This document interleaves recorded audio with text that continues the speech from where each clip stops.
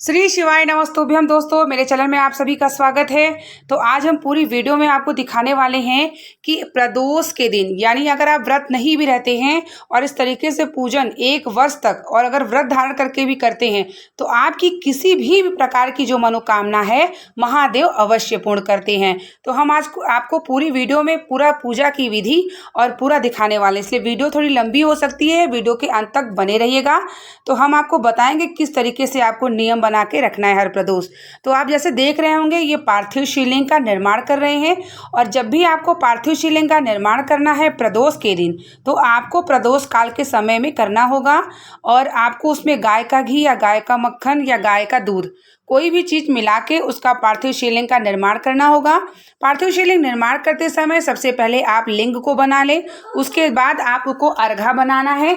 और जब भी आप पार्थिव शिवलिंग बनाएं तो उसके पहले बिल्वपत्र रख लें, उसके बाद आप पार्थिव शिवलिंग का निर्माण करें।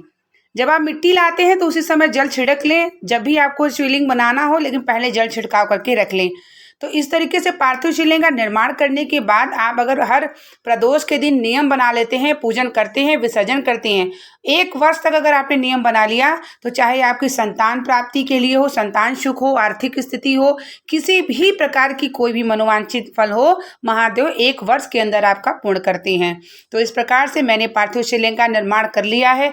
प्रदोष का दिन है और प्रदोष के समय जो कि मैं भी व्रत रहती हूँ और मैं स्वयं पार्थिव शिवलिंग का निर्माण करती हूँ और पूजन करती हूँ। जो भी यह मैं बता रही हूँ वह शिव महापुराण की कथा सुन करके ही मैं आप लोगों को शेयर कर रही हूँ। तो सबसे पहले हमें पंचामृत बना लेना होगा, जैसे कि गाय का दूध, दही, घृत, शक्कर, और इस तरीके से आपको 5 चीज़ मिला करके पंचामृत बना लेना होगा। आप अलग अलग भी रख सकते हैं, पंचामृत एक साथ बना के रख सकते हैं। तो पूजा की विधि पूरे अंत तक देखिएगा कि किस प्रकार से हमें पूरा नियम फॉलो करना है। प्रदोष के दिन 1 वर्ष तक अगर आप नियम फॉलो कर लेते हैं, महादेव आपकी सारी मनोकामना अवश्य पूर्ण करते हैं। तो यहाँ देखिए मैं थाली में लगा ली हूँ फल, मीठा तो मैंने नहीं रखा है, अगर आप चाहें तो आप रख सकते हैं। और यहाँ पुष्प मैंने रखा है, और कनेर का पुष्प, समी पत्र, बेलो पत्र, और यहाँ मैं तांबुल भी रखी हूँ जैसे कि पान के पत्ते को। फिर यहाँ मैं थाली सजा करके जा करके पूजा के स्थान पे रख लेती हूँ। तो जो भी भगवान शिव को समर्पित होता है, आप चाहे तो जनेऊ भी ले सकते हैं, रक्षा रख सकते हैं, धतूर रख सकते हैं, जो भी शिव जी को प्रसन्न होते हैं दिया, मतलब जो भी चीज़ अवश्य रखें। फिर यहाँ सबसे पहले आप प्रदोष काल में अपने मेन द्वार पे दिया अवश्य जला लें देसी घी का। अगर आप 2 जगह जैसे भगवान शिव के मंदिर में और अपने द्वार पे अवश्य दिया जला करके रखें प्रदोष के दिन, प्रदोष काल के समय जब आप पूजन करने के लिए बैठते हैं। और माँ लक्ष्मी, भगवान शिव से विनती करिए कि हमारे घर में धन संपदा की बढ़ोतरी करें, हमारे घर में लक्ष्मी की जरूरत है, हमारे घर में सुख समृद्धि प्रदान करे महादेव, और आप जब स्वयं नंदी पे सवार होकर अवश्य हमारे घर पे आइएगा। इस प्रकार से विनती करने के बाद आपको अपना आसन लगा करके फिर पूजन के लिए, पार्थिव शिवलिंग के लिए बैठना चाहिए। देखिए मैं आपको सिर्फ शेयर कर रही हूँ, बता रही हूँ कि ताकि आप भी इस तरीके से नियम पूरा करते हैं 1 वर्ष तक तो महादेव आपकी मनोकामना अवश्य पूर्ण करते हैं। क्योंकि मैंने शिव महापुराण पूज्य गुरु जी की कथा सुन करके ही मैं भी यह शुरू की हूँ, और आप भी यह शुरू करें और आपके किसी भी प्रकार की जो कष्ट है समाप्त करते हैं। तो यहाँ देखिए जो दिया आपको जलाना होगा, आपको बनी बनाई बाती नहीं लेनी होगी, आपको स्वयं अपने हाथों से बाती को बनाना होगा रुई का। और जब आप पार्थिव शिवलिंग का पूजन करते हैं उसके पहले आप दिया को एक जला लें, उसके बाद अपना पूजन शुरू करें, ताकि आरती के बाद फिर से आप कपूर जला सके। तो यहाँ मैं आपको पूरा विधि बताने वाली हूँ, इसलिए वीडियो थोड़ी लंबी हो सकती है, लेकिन वीडियो को अंत तक देखेंगे तभी आपको पूरा पता चलेगा पूजा के विधि के बारे में। तो यहाँ आप बत्ती और धूप बत्ती जला कर रख लेंगे, उसके बाद आप अपने पार्थिव शिवलिंग का पूजन स्टार्ट करेंगे, शुरू करेंगे। तो यहाँ एक पात्र रख लीजिए जैसे मैंने रखा है, ताकि जो जल है वह एक सी पात्र में जाए, नीचे ना गिरे। फिर पुस्तक को भी सामने रख लीजिए प्रदोष व्रत कथा की। और इस प्रकार से फिर पंचामृत स्नान, सबसे पहले पंचामृत स्नान, भगवान शिव का ध्यान और श्री शिवाय नमस्तुभ्यम, नमः शिवाय, या जो भी आप भगवान शिव का मंत्र याद है आप बोलते हुए भगवान शिव से अपने मन की कामना को बोलते हुए समर्पित करें। एक बात और है, जब आप पार्थिव शिवलिंग का निर्माण करते हैं तो उस समय आपको अपना ध्यान जिस भी कार्य के लिए, जिस भी मनोकामना के लिए आप निर्माण कर रहे हैं, आपको वह जो ध्यान है महादेव से कहते रहना पड़ेगा और तब आप पार्थिव शिवलिंग का निर्माण करें। इस तरीके से निर्माण करने के बाद तब आप पूजन करेंगे, तब भी अपने भगवान शिव से, आराध्य से अपने मन की कामना को आपको बोलते रहना होगा। फिर यहाँ पे चंदन लगाते हैं, उसके बाद आप चाहे तो घिस के भी लगा सकते हैं। मैं यहाँ पर जो है गीला चंदन भगवान शिव को लगा रही हूँ, रोरी नहीं लगती है। और अक्षत समर्पित करना है, काली तिल समर्पित करना है, काली मिर्च हो तो काली मिर्च भी समर्पित कर सकते हैं, भगवान शिव को जो जो समर्पित।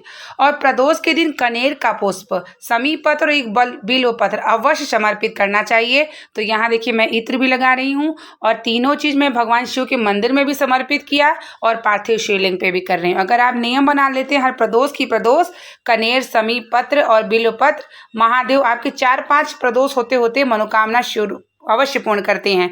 तो यहाँ हम पार्थिव शिवलिंग का पूजन कर रहे हैं, तो यहाँ भी हमें समर्पित करना चाहिए और सुबह शिव मंदिर में भी समर्पित करना चाहिए। फिर इस तरीके से भगवान शिव को पंखुड़ियों से श्रृंगार कर रही हूँ, क्योंकि भगवान शिव को अगर आप पंखुड़ियों से श्रृंगार करते हैं तो कई पुष्प समर्पित का आपको फल मिल जाता है। तो यहाँ मेरे पास पीला पुष्प था, अगर आपको मिल जाए कनेर, धतूर, मदार, जो भी भगवान शिव को प्रसन्न होते हैं, जिस भी पुष्प से अगर आपको जो भी मिल जाए, तो भगवान शिव से इतने भाव से अच्छे से भगवान शिव का पुष्पों से श्रृंगार इस तरीके से पंखुड़ियों से अवश्य करें। इस प्रकार से आप जब भगवान शिव को श्रृंगार कर लेते हैं तो एक केला या जो भी मीठा है, जो भी है, भगवान शिव के सामने ऐसे रख दें। फिर उसके बाद जो है पुस्तक की भी पूजन कर लें, टीका लगा लें, अक्षत रख लें, फूल रख लें और उसके बाद उनको भोग समर्पित करें। और आप मेन द्वार पे दिया जलाने के बाद अपना पूजन को शुरू करें, क्योंकि भगवान का सायंकाल जो प्रदोष काल का समय होता है वह विचरण का समय होता है। तो भगवान शिव अगर जिसके द्वार पे दिया जला होता है अवश्य जाते हैं अंदर। तो यहाँ पे आप फिर आरती करें, भगवान को दिया दिखाएं, फिर धूप बत्ती दिखाएं, उसके बाद आपको अपनी कथा शुरू करना चाहिए। जब आप मेन द्वार पे दिया विनती करके जला लेते हैं, पार्थिव शिवलिंग का पूजन करते हैं, तो महादेव आपके घर में अवश्य आते हैं, ये पूर्णतः भरोसा रखिए आप। तो इस तरीके से डमरू उमरू जो भी हो, आप डमरू बजाने से महादेव प्रसन्न होते हैं। तो इस तरीके से आप पूजन करें। पूजन करने के बाद अपना जो है कथा शुरू करें। कथा करने के बाद जो पुष्प भगवान शिव के किताब के ऊपर है, अक्षत है, फूल है, भगवान के समीप रखें। आपका जब कथा हो जाता है, वैसे तो हर सोम, मंगल, बुध सारे वार का कथा है, तो आप जैसे कि मंगल है, सोम है, तो जो भी वार है प्रदोष पड़ा है उस वार का आप कथा पढ़ें। कथा पढ़ने के बाद भगवान शिव का ध्यान करते हुए, अपने मन की कामना को बोलते हुए अपने पुष्प और अक्षत को समर्पित करें। तो यहाँ देखिए मैं कथा पढ़ रही थी भगवान शिव का, और हम आपको पूरी वीडियो इसलिए दिखा रहे हैं ताकि आपको एक एक विधि के बारे में पूरी जानकारी आपको मिल जाए, ताकि आप भी उसी विधि विधान से पूजन करें। जो भी हम आपको विधि बताते हैं वह हम शिव महापुराण की कथा के अनुसार बताते हैं। तो इस तरीके से यहाँ मेरी कथा चल रही थी। कथा के बाद फिर मैं मंत्र जाप करती हूँ भगवान शिव का 108 बार। उसके बाद आरती करना होता है, और आरती करने के बाद हमें भगवान पार्थिव शिवलिंग का पूजन के बाद हमें तुरंत विसर्जन भी कर देना चाहिए। तो ये आपके जो भी आपको नमः शिवाय, श्री शिवाय, नमस्तुभ्यम, भगवान शिव का जो भी मंत्र स्मरण हो, आप 108 रुद्राक्ष की माला से अवश्य मंत्र जाप करें। उसके बाद आप उनकी आरती करें।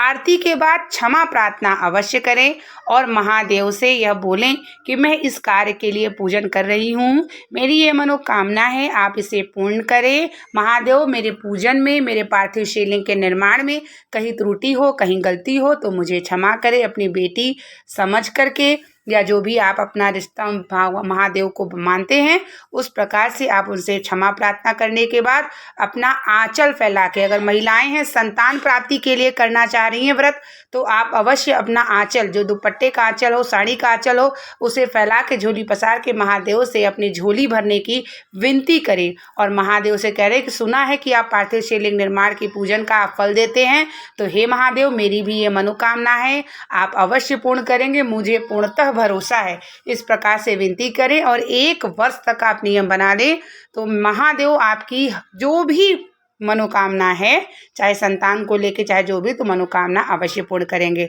तो देखिए यहाँ पूजन के बाद अब मैं यहाँ से विसर्जन के लिए लेके जा रही हूँ। विसर्जन के लिए आप या तो गमले में कर सकते हैं या किसी वृक्ष के नीचे कर सकते हैं या बावली तालाब के नीचे कर सकते हैं। तो यहाँ मेरे पास बावली तालाब तो था नहीं, तो मैं यहाँ नीम का वृक्ष है उसके नीचे भगवान शिव को विसर्जन करूँगी, क्योंकि पूजन के बाद तुरंत विसर्जन किया जाता है। विसर्जन करने के बाद भगवान शिव से क्षमा प्रार्थना, मन ही मन अपना प्रार्थना करिए। उम्मीद करते हैं कि आपको विधि समझ में आ गई होगी। इसी प्रकार से नियम अवश्य बनाएं। मेरे चैनल पर नए जुड़े हैं तो चैनल को सब्सक्राइब करना ना भूलिए। हम आपके लिए इसी प्रकार की वीडियो लाते रहे। मिलते हैं नेक्स्ट वीडियो के साथ। तब तक के लिए श्री शिवाय नमस्तुभ्यम। हर हर महादेव।